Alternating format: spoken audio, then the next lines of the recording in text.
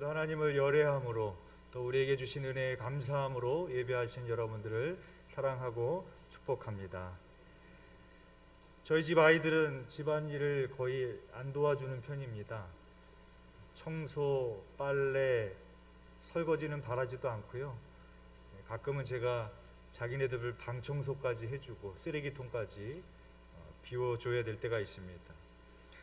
한 번은 제가 땀을 뻘뻘 흘리면서 아이들 방을 청소를 해주었는데 제가 한마디 했습니다. 니네들 방은 니네가 해야 되는 거 아니냐? 그랬더니 아이들이 하는 말이 엄마랑 아빠니까 당연히 해줘야지 다른 애들 엄마 아빠도 다 해주는데, 그렇게 말하는 거였습니다. 제가 그 얘기를 들으면서 세상 표현으로 이런 XS 그렇게 말하고 싶었는데 차마 그렇게 말하지는 못했습니다. 아무리 자식이라도 부모가 해주는 것을 당연하게 여긴다면 배은망덕한 자녀가 되지 않겠습니까? 사랑의 반대말이 미움이 아니라 무관심이라고 하지요. 그렇다면 감사의 반대말은 뭘까요?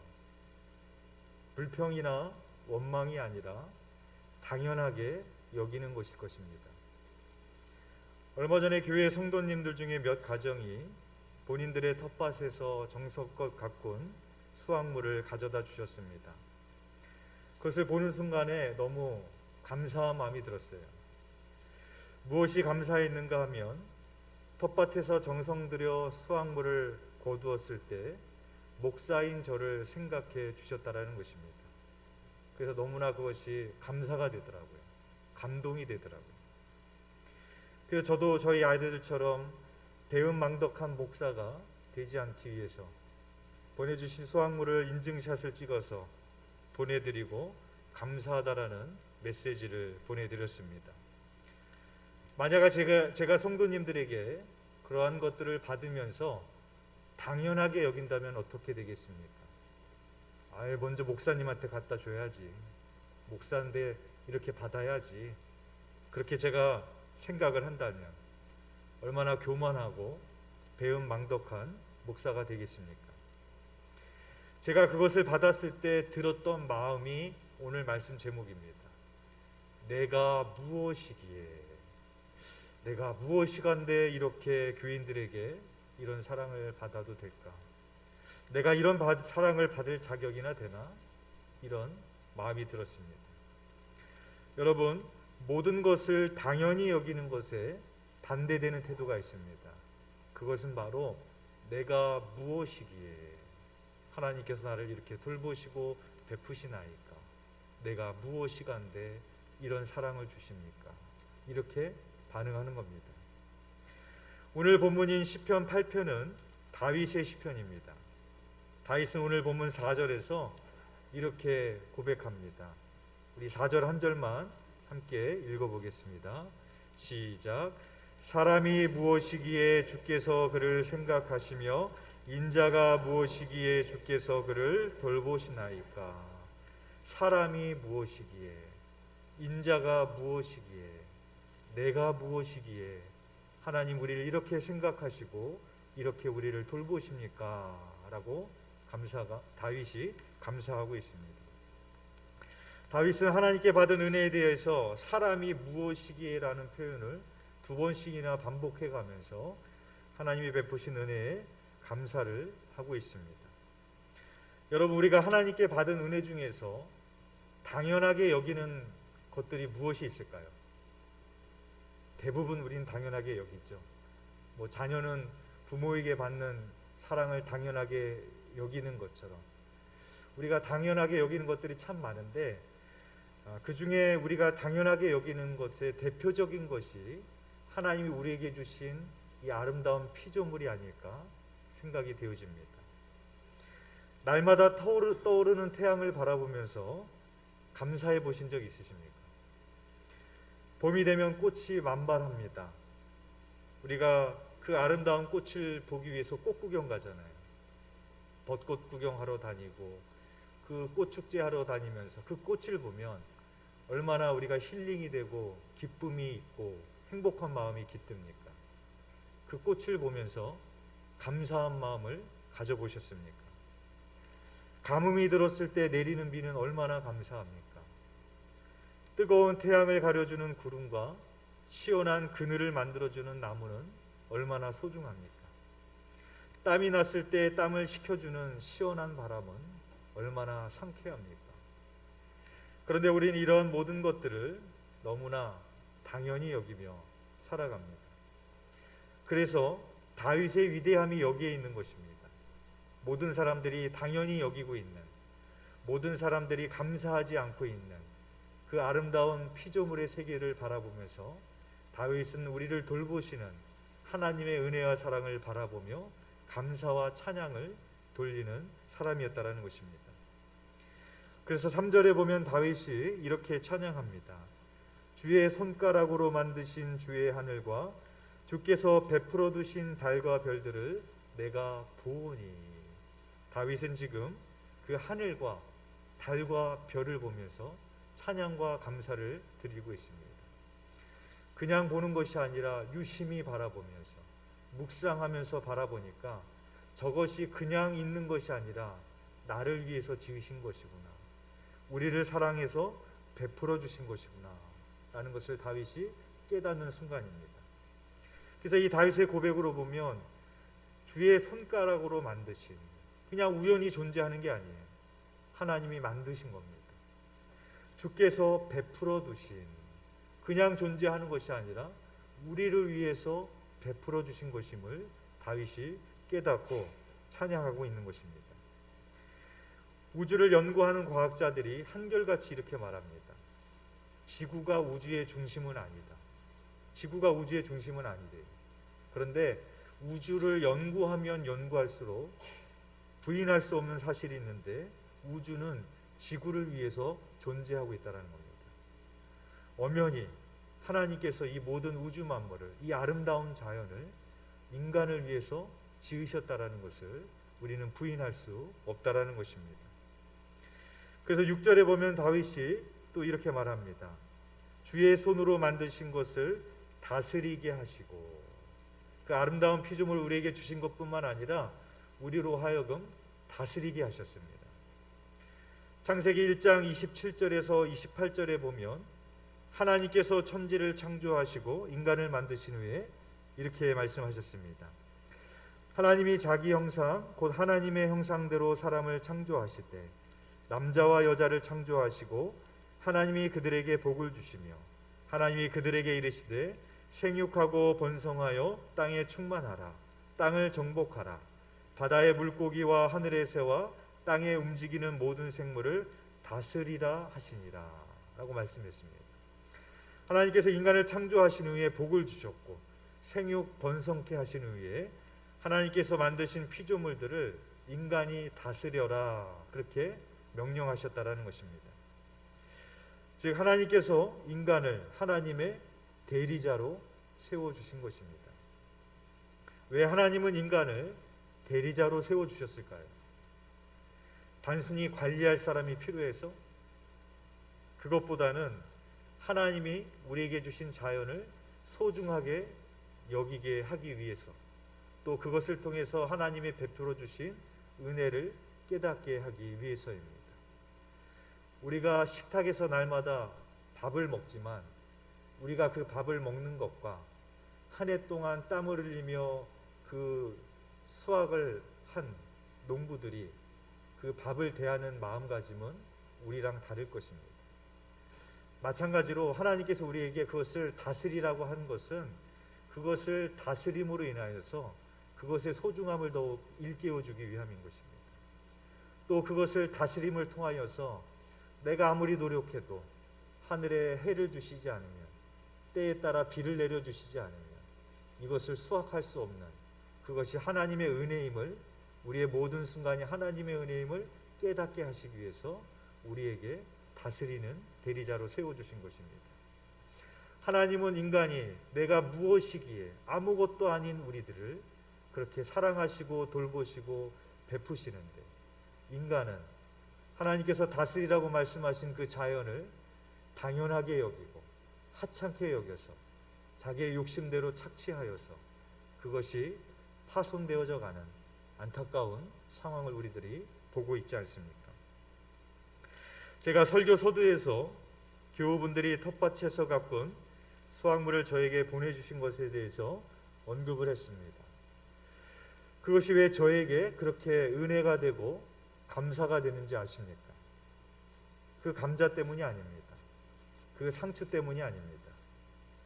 밭에서 그 수확물을 거두면서도 저를 먼저 생각해 주셨다는 것이 너무 은혜이고 감사가 되더라고요. 그 수확을 하면서도 그런 마음을 가진 거 아닙니까? 목사님 그래도 먼저 갖다 드려야지. 그런 마음을 가진 거 아니에요. 그러니까 그 마음 가진 것을 생각을 하니까 이게 너무 감사가 되더라고요. 여러분, 하나님도 마찬가지 아니겠습니까? 하나님은 우리가 드리는 제물에 별로 관심이 없으십니다. 내가 감자를 드리고 내가 상추를 드리고 그것도 중요하지만 그것보다 하나님이 더 받기 원하시는 것은 우리의 마음입니다. 내가 어떠한 마음으로 하나님께 드리는가. 오늘은 맥추감사주일로 지킵니다. 1년 한 해 동안 두 번의 감사의 절기가 있어요. 한 번은 중간쯤에 지키는 맥추감사절이 있고 한 번은 한 해의 말미에 지키는 추수감사절이 있습니다. 맥추감사절은 추수감사절에 비해서 수확물이 적습니다. 한 해를 돌아볼 때 절반의 시간이 지났기 때문에 추수감사절처럼 풍성하지는 않습니다. 그러나 맥추감사절의 중요한 의미는 작은 것을 드리지만 처음 것을 드리는 겁니다. 그래서 처음 나는 보리를 하나님 앞에 드리는 절기가 바로 맥추감사절입니다. 따라서 하나님은 무엇을 기뻐 받으시는가? 우리가 무엇을 하든지 제일 먼저 하나님을 떠올리기를 원하시는 겁니다. 수확물을 거둘 때에도 제일 먼저 하나님을 떠올리고 그것을 거둘 수 있게 해주신 하나님께 감사하는 거고, 내가 건강할 때도 건강하지 못할 때도, 내가 힘들 때도 행복할 때도, 또 여러 가지 모든 상황 속에서도 제일 먼저 하나님을 떠올릴 수 있는 것, 하나님께서는 바로 그것을 원하시는 것이죠. 연말이 되면 각종 시상식이 있습니다. TV에서 각종 시상식이 진행이 되어지는데 수상을 하게 되는 분들이 상을 받고 날 때 수상 소감을 말하죠. 수상 소감을 말할 때 제일 먼저 하는 것이 있습니다. 무엇입니까?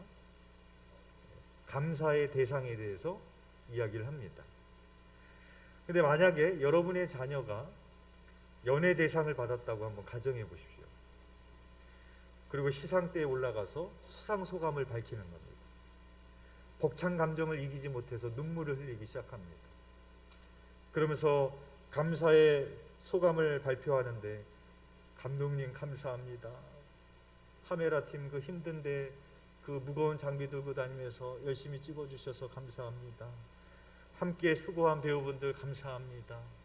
그렇게 다 감사의 대상들을 다 밝히는데 정작 여러분에 대한 감사를 말하지 않는다면, 부모님에 대한 감사를 말하지 않는다면, 심지어는 친구의 이름까지 다 이야기했는데, 심지어는 미용실 헤어 디자이너 선생님한테도 감사하다고 했는데 여러분에게 감사하다는 말을 하지 않았다면 여러분들 서운할 것 같으세요? 안 서운할 것 같으세요?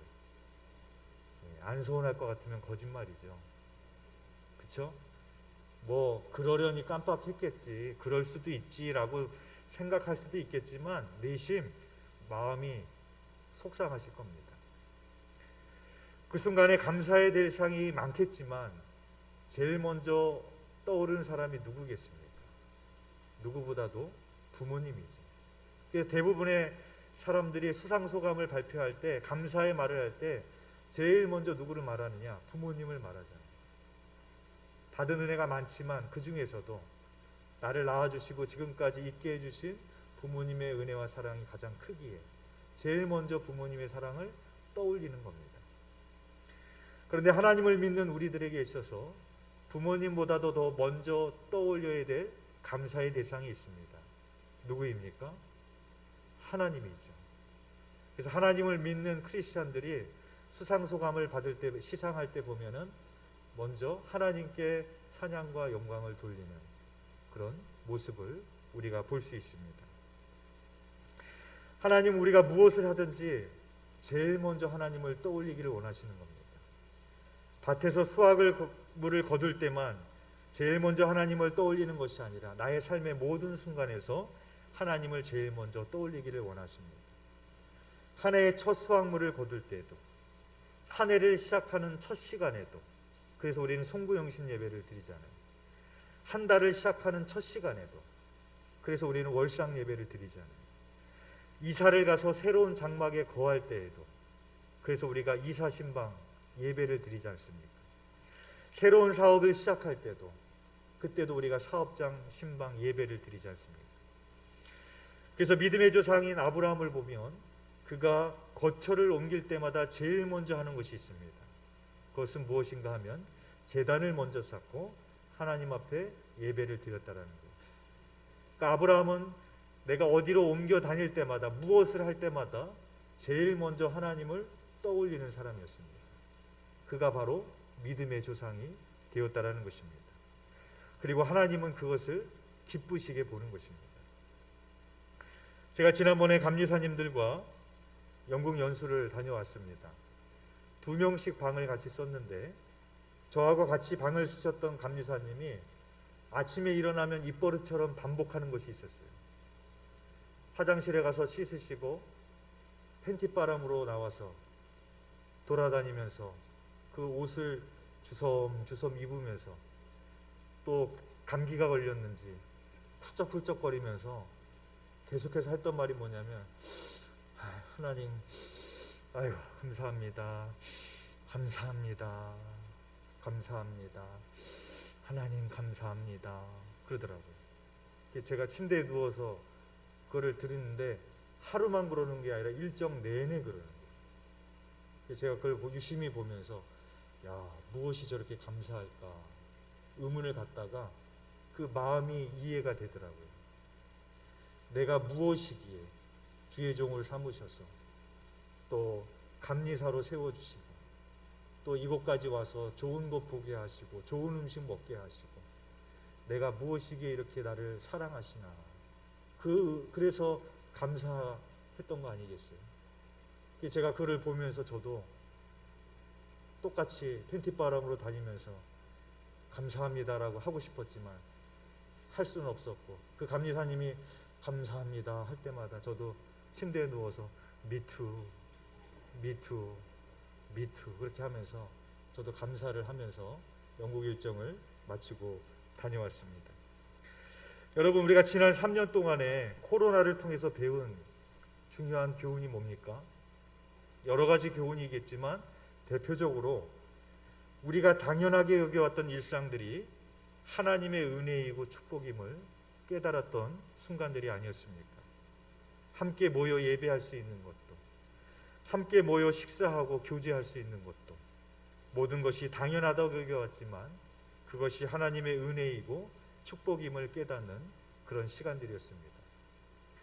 손경민의 은혜라는 찬양이 있습니다. 그 찬양의 가사가 이렇습니다. 내가 누려왔던 모든 것들이, 내가 지나왔던 모든 시간이, 내가 걸어왔던 모든 순간이 당연한 것 아니라 은혜였어. 아침 해가 뜨고 저녁의 노을, 봄의 꽃향기와 가을의 열매, 변하는 계절의 모든 순간이 당연한 것 아니라 은혜였어. 내가 이 땅에 태어나 사는 것, 어린아이 시절과 지금까지 숨을 쉬며 꿈을 꾸는 삶, 당연한 것 아니라 은혜였어. 내가 하나님의 자녀로 살며 오늘 찬양하고 예배하는 삶, 복음을 전할 수 있는 축복이 당연한 것 아니라 은혜였어. 내 삶에 당연한 건 하나도 없었던 것을 모든 것이 은혜였어. 이런 찬양입니다. 중국 속담에 이런 말이 있습니다. 기적은 하늘을 날거나 바다 위를 걷는 것이 아니라 땅에서 걸어 다니는 것이다 라는 속담이 있습니다. 잘 이해가 안 되시죠? 기적은 하늘을 날거나 바다 위를 걸어가는 것이 아니라 땅을 걸어 다니는 것이다 라는 속담입니다. 즉, 우리는 하늘을 날거나 바다 위를 걸어야 기적이라고 생각하지만 우리가 살아가는 그 일상이 모든 것이 기적이라는 그런 의미의 속담인 것입니다. 제가 성대에 손상이 가서 노래를 부를 때 한 옥타브 이상 잘 올라가지 않습니다. 그렇게 되고 나서야 깨닫는 것은 노래도 그냥 나오는 게 아니더라고요. 여러분의 목소리로 하나님을 마음껏 찬양할 수 있는 것도 은혜이심을 기억하시고 감사하시기를 바랍니다. 지구의 생태계가 파괴되어 가면서 우리가 지구온난화와 미세먼지, 코로나와 같은 전염병을 경험하면서 우리는 뒤늦게 자연의 소중함을 깨닫지 않습니까? 그것을 잃고 나서야 이것이 당연한 것이 아니었음을 우리는 깨닫게 되어집니다. 건강을 잃었을 때 건강의 소중함을 깨닫게 되고, 가정이 무너진 후에 가정의 소중함을 깨닫게 되고, 믿음을 잃어버린 후에 믿음의 소중함을 깨닫게 됩니다. 바라기는 나에게 베풀어 주신 하나님의 은혜를 당연하게 여기는 것이 아니라 그 은혜와 사랑을 받을 때마다 내가 무엇이기에 나를 이렇게 돌보시고 나를 생각하시나이까 라는 그런 다윗과 같은 감사와 찬양을 드릴 수 있는 저와 여러분이 되시기를 주님의 이름으로 축원드립니다. 기도드리시겠습니다.